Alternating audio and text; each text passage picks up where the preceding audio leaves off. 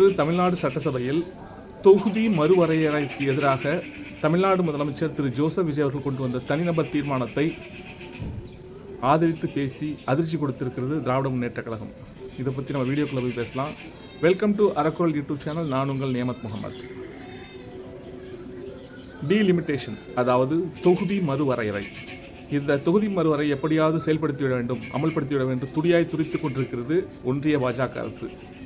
இந்த தொகுதி மறுவரையறைக்கு எதிராக கடந்த திமுக ஆட்சியில், அதாவது கிட்டத்தட்ட சட்டசபை தேர்தல் நெருக்கத்தில் ஒரு பெரிய மாபெரும் போரையை நிகழ்த்தி காட்டினார் தமிழ்நாடு முதலமைச்சராக அப்போது இருந்த திரு மு க ஸ்டாலின் அவர்கள்.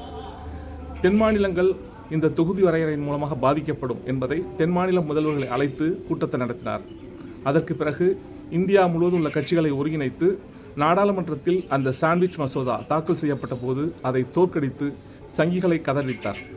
இப்படிப்பட்ட நிலையில் 2026 தேர்தலுக்கு பிறகு ஆட்சி மாற்றம் ஏற்பட்ட நிலையில் இப்போது திமுக காங்கிரஸ் கூட்டணியிலிருந்து விலகி இருக்கும் நிலையில் இந்தியா கூட்டணியில் கட்சிகள் மிக ஆவலோடு எதிர்பார்ப்பது என்றால் திமுக இந்த விவகாரத்தில் என்ன நிலை எடுக்கப் போகிறது? அவர்கள் பாஜகவுக்கு ஆதரவாக வாக்களிக்கப் போகிறார்களா அல்லது பாஜகவுக்கு ஆதரவளிக்கும் விதமாக வெளிநடப்பு செய்யப் போகிறார்களா என்று அவர்கள் தெரிந்து கொள்வதற்கு ஆளாய் துடித்துக் கொண்டிருக்கிறார்கள். இந்த நிலையில் தான் ஒரு வதந்தி கட்டமைப்புகிறது. அதாவது திமுக பாஜக கூட்டணி ஏற்பட போகிறது, அவர்கள் இந்த இரண்டு கட்சிகள் மிகவும் நெருங்கிவிட்டார்கள் அப்படின்லாம் பேசிட்டு இருந்தாங்க. இந்த நிலையில் பார்த்தீங்கன்னாக்கா இன்று தமிழ்நாடு சட்டசபையில் முதலமைச்சர் திரு ஜோசப் விஜய் அவர்கள் ஒரு தனி தீர்மானம் கொண்டு வந்திருக்கார். என்னன்னாக்கா தொகுதி மறுவரையறைக்கு எதிராக, அதாவது இந்த டீலிமிட்டேஷனே வேணாங்க, 543 எம்பிக்கள் மட்டும் இருந்தால் போதும், ஏன்னா இது புதுசாக அதிக எம்பிக்களை அதிகப்படுத்த வேண்டியதில்லை அப்படிங்கிற ரீதியில் இந்த டீலிமிட்டேஷனை எதிர்த்து ஒரு தனிநபர் தீர்மானத்தை முதலமைச்சர் திரு ஜோசப் விஜய் கொண்டு வந்திருக்கிறார்கள். இந்த தீர்மானத்தை பாஜக அவங்க நிச்சயமாக எதிர்த்தான் பேசுவாங்க. அதிமுக, பாமக உள்ளிட்ட கட்சிகள் எதிர்த்து பேசியிருக்கின்றன. அதாவது டீலிமிட்டேஷன் பண்ணணும் அப்படின்ட்டு அது இதில் அவங்க பேசியிருக்காங்க. இந்த நிலையில் திமுக கூட்டணியில் இப்போது தொடர்ந்து கொண்டிருக்கும் தேமுதிக கூட இந்த டீலிமிட்டேஷனை செய்யணும் அப்படின்ட்டு இந்த தீர்மானத்தை எதிர்த்து பேசியிருக்கிறார்கள்.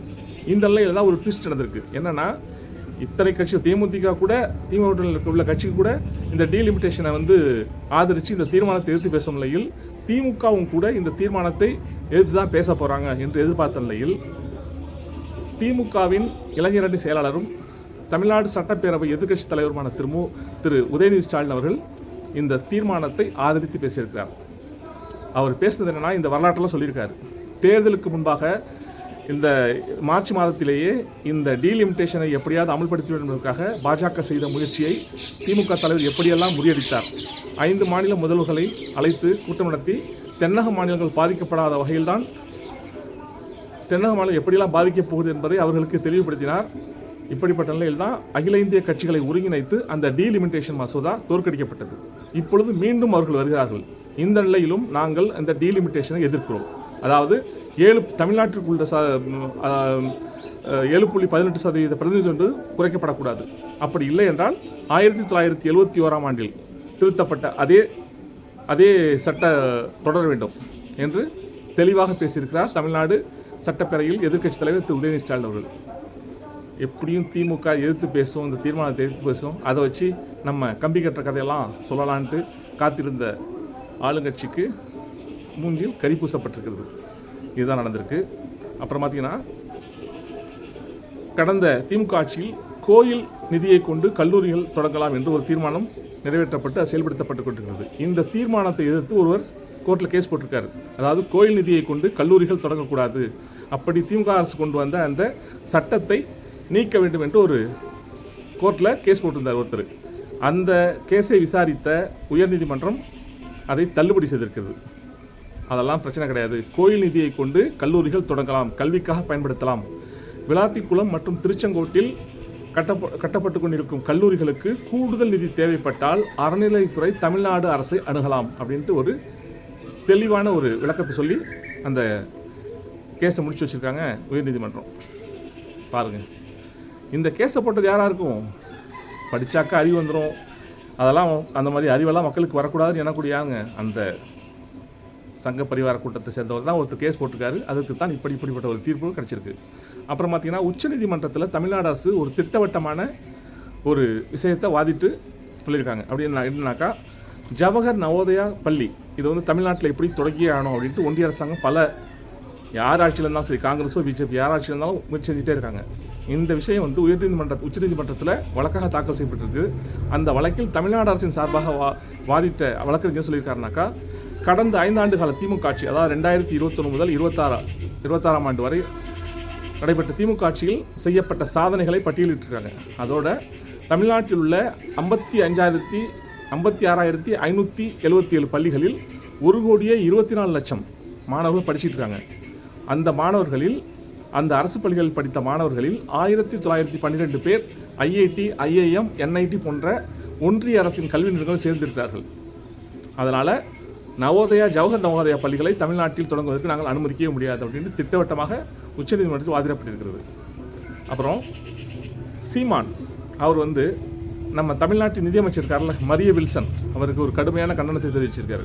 என்ன சொல்லியிருக்காருனாக்கா, தமிழ்நாடு சட்டப்பேரவையில் பட்ஜெட் உரை தாக்கல் செய்யப்பட்ட போது அந்த உரையில் இருந்த தவறுகளை சுட்டிக்காட்டி திமுக சட்டமன்ற உறுப்பினர் திரு ராஜேந்திரன் அவர்கள் பேசியதை கண்டித்து பதிலடி கொடுத்த திரு மரிய வில்சனின் பதிலும் அவர் காட்டிய உடல் மொழியும் ஆணவத்தின் உச்சம். தமிழை அவமதிக்கும் வகையில் சட்டசபையில் பேசிய நிதியமைச்சர் மரிய வில்சன் அதே அவையில் மன்னிப்பு கேட்க வேண்டும் என்று தன்னுடைய கடுமையான கண்டனத்தை தெரிவித்திருக்கிறார் நாம் தமிழர் கட்சியின் தலைமை ஒருங்கிணைப்பாளர் திரு சீமான். அந்த மரிய வில்சன் என்பவருக்கு இங்கிலீஷ்லாம் தெரியாதான். அவர் வந்து பான் கிறிஸ்டினா, அதனால் அவர் இங்கிலீஷில் மட்டும்தான் பேசுவாராம். எனக்கு வந்து என்னுடைய மதம் வந்து அன்பை சொல்லி கொடுத்துருக்கு, அடக்கத்தை சொல்லி கொடுத்துருக்கு, அன்பின் வழி அடக்கத்தின் என்னவோ சொல்கிறார், பேசியிருக்காரு. அவர் காட்டி அன்பின் வழியெல்லாம் எதுன்னு தெரியுமே, சொந்த தம்பியை வீட்டுக்குள்ளே பூந்து அந்த வீட்டில் உள்ளவங்களெல்லாம் கட்டால் அடிக்கிறாரு, அடியாள்களை அழைச்சிட்டு போய். இதுதான் அவர் காட்ட அன்பின் வழி. இந்த லட்சணத்தில் இவர் வந்து இவ்வளவு திமுறா நக்கலா, இது ஒரு சாதாரண விஷயம். அந்த திமுக எம்எல்ஏ கூட இவர் ரொம்ப கிண்டல் பண்ணியெல்லாம் பேசலை. ஏன்னா கொஞ்சம் தமிழில் வந்து எல்லாரும் புரியும்படி பேசுங்க அப்படின்ட்டு ஒரு வேண்டுகோள் தான் வச்சார். அதுக்கு அவர் காட்டிய உடல் மொழி இருக்கேன், என்ன கேள்விப்பட்டீங்களா? இது என்னுடைய பேச்சு யூனிக்கான பேச்சு, நான் இப்படி தான் பேசுவேன் அப்படி இப்படிலாம் நக்கலா திமுக பேசுகிறாரு. அதற்கு தான் சீமான் இப்படி ஒரு தக்க பதிலடியை கொடுத்துருக்காரு. அப்புறம் பார்த்தீங்கன்னாக்கா, நடிகர் பிரகாஷ் ராஜ் அவர் வந்து வடக்கு பெங்களூரில் அவர் உறுப்பினர் வாக்காளராக இருக்கிறார். இப்போ அந்த பெங்களூரில் பார்த்தீங்கன்னாக்கா எஸ்ஐஆர் நடந்திருக்கு. தமிழ்நாட்டில் இருக்க நினச்சில்ல, அதை வந்து எஸ்ஐஆர் நடந்தது. எஸ்ஐஆருக்கு பிறகு அங்கே 65 லட்சம் வாக்காளர்கள் பெயர் நீக்கப்பட்டிருக்கு. அந்த 65 லட்சம் வாக்காளர்களுடைய பெயர்களில் திரு பிரகாஷ் ராஜ் அவருடைய பெயரும் ஒன்று. இது அவர் என்ன சொல்லியிருக்காருன்னா, இது எவ்வளோ பெரிய நகைச்சுவை பார்த்தீங்களா? நான் இந்த தொகுதியில் தான் பிறந்தேன், வளர்ந்தேன், படித்தேன். உங்களுடைய தகவலுக்காக நான் இதே நாடாளுமன்ற தொகுதியில் வேட்பாளராக போட்டிட்டு இருக்கேன். இப்படிப்பட்ட நிலையில் என்னுடைய பெயர் இந்த வாக்காளர் பட்டியலில் நீக்கப்பட்டிருக்கிறது. உங்களை தேர்ந்தெடுக்காத மக்களை நீங்கள் வாக்காளர் பட்டியலில் நீக்கலாம். அதே நேரத்தில் உங்களை வீழ்த்துவதற்கான எங்கள் சக்தியை யாராலும் தடுக்க முடியாது மோடிஜி என்று திரு பிரகாஷ் ராஜ் அவர்கள் பதிலடி கொடுத்திருக்கிறார். ஆணவத்தின் உச்சிக்கு தான் போயிட்டு இருக்கு. ஒரு நாடறிந்த நடிகர், ஓகேயா? தமிழ் மட்டும் இல்லை, தமிழ், தெலுங்கு, ஹிந்தி அப்படின்ட்டு இந்தியா முழுவதும் pan India actor Prakash Raj, அவருடைய பெயரையே அந்த வாக்காளர் பட்டியலில் நீக்கியிருக்காங்க. இந்த ஒரு அநாகரிகம், ஆணவத்தின் உச்சத்தில் தான் இன்று ஒன்றிய அரசாங்கம் செயல்பட்டு கொண்டிருக்கிறது.